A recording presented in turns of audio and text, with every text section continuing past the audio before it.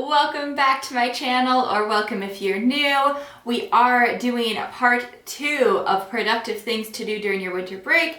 Pause this real quick. If you've not seen part 1, go to the description box, watch that first, get a general idea of what's going on here, and then come back to part 2. And if you are new, make sure to hit the subscribe button below, and let's just jump right into this. I can feel your heart pound beating like a kick drum. Love it when I'm this drunk. Ooh, yeah, I can find. We're going to be going over an additional 15 things that you can do during your winter break to stay productive and stay in the right mindset before the next semester begins. And the first one is to make a vision board. I am a big believer in the importance of doing vision boards. I think that it's a great way to really just visualize your life and what you're wanting. And when you take the time to make a vision board, you can really put yourself into a great goal setting and goal planning mindset. And it's also just a fun, productive craft that you can do when you have a little extra free time on your hand over winter break. The second thing you can do is sell your unused clothes. I did talk in part 1 about decluttering your closet, but then the second thing you can do is take that time to go ahead and post your clothes that they're in a state where you can sell them, but you don't necessarily want to keep them. You can use Poshmark, Depop, Facebook Marketplace, anything like that. Just remember to stay safe if you're doing any kind of local selling, and that's definitely worth that extra little bit of cash for the clothes that you aren't going to wear again.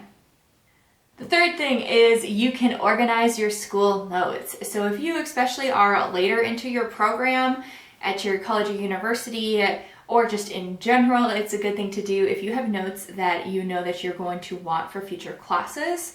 You know, if you took Econ 1 and then you're taking Econ 2 next year, take the minute to organize your Econ 1 notes so that they're accessible, they're going to be easy to find, you're going to be able to find them easily, and so that if anything is not going to be relevant to, the next class, specifically if you have whole pages about what was on, specific to those tests, or you get the idea.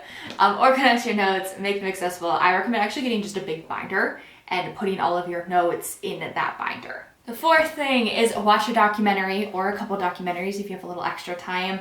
Watching a documentary is a great way to still kind of be a little bit relaxed and a little bit chill over your winter break, nothing too stressful, but at the same time it is a way that you can continue to keep your mind active and you can learn something. You can even learn something that's maybe not necessarily directly related to your career path, but something that you have a passion for, or you just think is cool, or you want to just be generally informed on what's going on. Number 5 is one that I think is super important for our college students, and that's to create a no-spend challenge.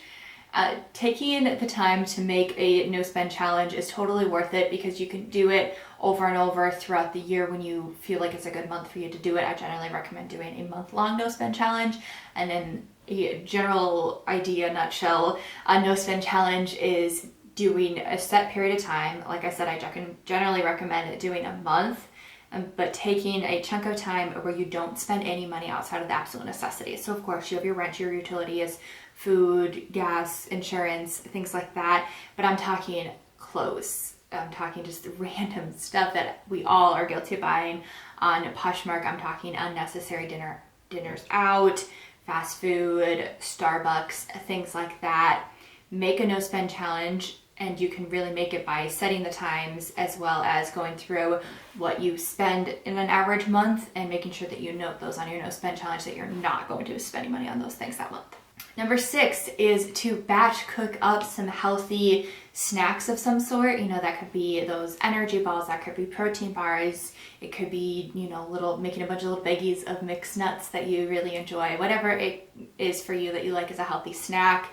I find that if I take the time to batch cook snacks that are healthy, I am so much more likely to grab a healthy snacks rather than less healthy snacks. Number 7 is to make a 5-year plan. This is something that I think is really important to be making while you're in college.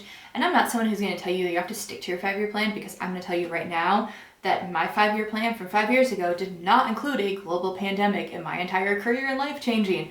5-year plans are just a great way to help you set goals and see if you're taking the steps now to help you get to where at least you think you want to be in 5 years from now. Number 8 is one I think is really, really important, and that's to make a self-care routine.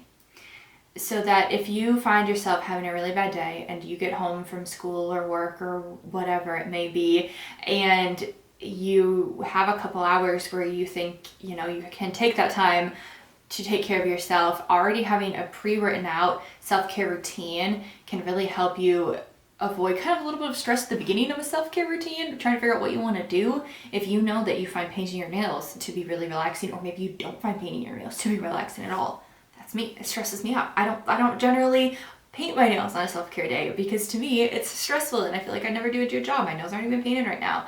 But figuring out what is a good self-care routine for you and then buying any supplies necessary, it's really helpful if you buy a basket of some sort. You probably already have a basket laying around that you could use, and putting the supplies in. If you really like to do bubble baths, just putting the bubble bath supplies in your self-care box. That's a great productive use of your time that can really help you out during your next semester, especially if the semester is stressful at all. Number 9 is to take a personality test. This is something I actually talk about a lot on my self-improvement videos and blog posts. And that's the importance of understanding yourself on a deeper level, because when you understand yourself and your personality and the way you think, then that's the best way for you to improve. So if you have a good understanding of what kind of learner you are, then it's going to be easier for you to study and help yourself get educated if you know what your learning style is. So taking a personality test on what your learning style is can really help you in the long run.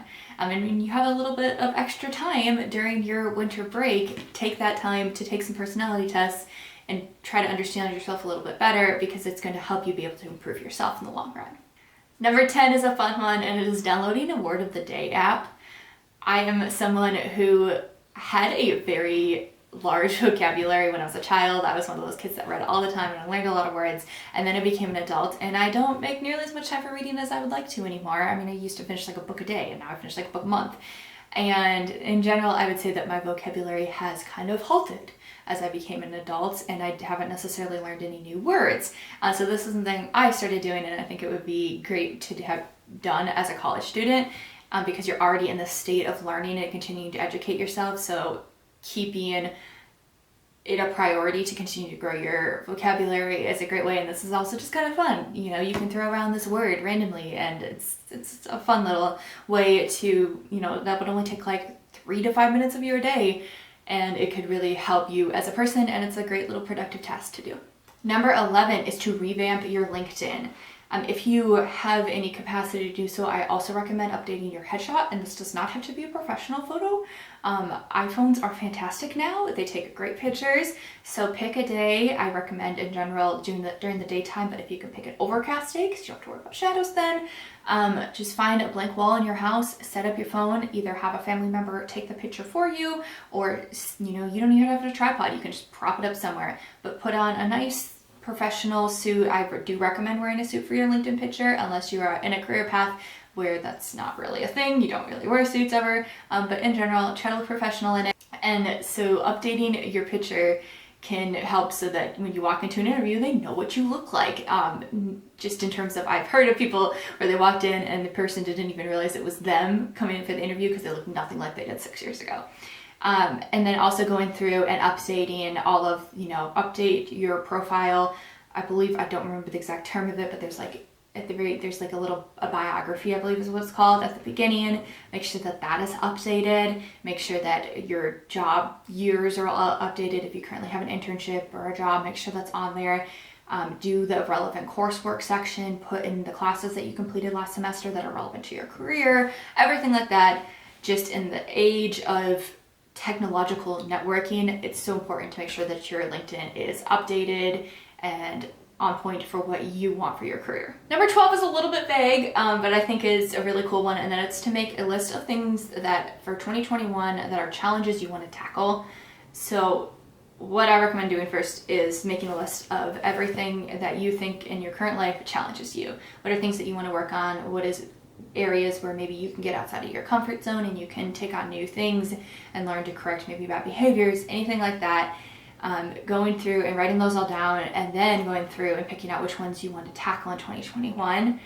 And it seems like an overwhelming task, but it's honestly so important to just make a list. I do personally recommend focusing on one thing a month. Don't overwhelm yourself, but also you are capable of more than you probably realize you are. So take the time to focus on addressing one thing that challenges you every single month in 2021, and you will be amazed at the personal growth that you can experience when you really just tackle things that challenge you head on.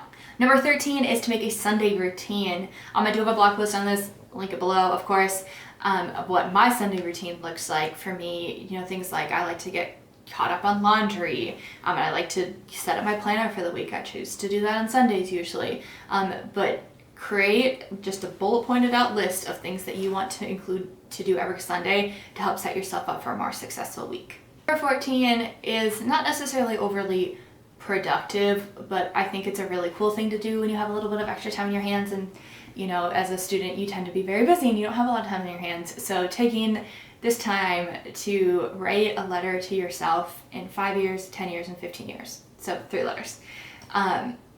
This is something I started doing a little while ago, and it is so cool to open up letters and see what you were like 5, 10, 15 years ago.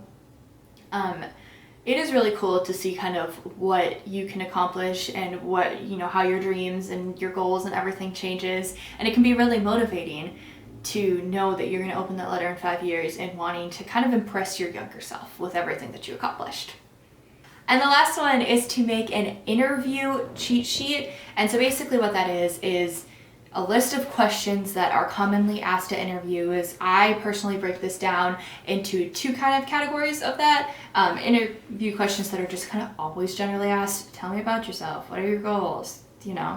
And then questions that are specific to my general career path, because that way when you are finding yourself in a situation where you're applying for new jobs and you're getting job interviews, you can just grab that cheat sheet and refresh yourself on the questions and answers. So that's part of it. Sorry, I don't know if I made that very clear, that when you're writing down the questions, also write down some ideas for answers. I just do little bullet points, things that I want to make sure that I would always hit when I answer those questions, because sometimes you find yourself applying for a job pretty rapidly. If your company goes under, or you get terminated, or you get laid off, or you're moving all of a sudden, or graduation really sneaks up on you, whatever the situation may be, you may not have a lot of time to prepare for interviews in advance. And so you want to make sure that you have this interview cheat sheet, because it can really help you just be able to grab it, pull it off your computer, grab it on a notebook, whatever it may be, and just rehearse those things really quickly, and it can get you right into the right mindset again for how you can impress at a job interview. Thanks so much for watching, guys. I hope that some of these ideas will work for you for this winter break to stay productive, or just kind of got you into a good mindset and inspired you a little bit. If you have not watched part 1, make sure that you go watch that below, as well as check out the description box for the correlated blog post for this video as well. And while you're there, just check out CourseShare.com. Thank you so much for watching, and I hope that you subscribe, and I hope everyone has a wonderful, awesome 2021. Bye!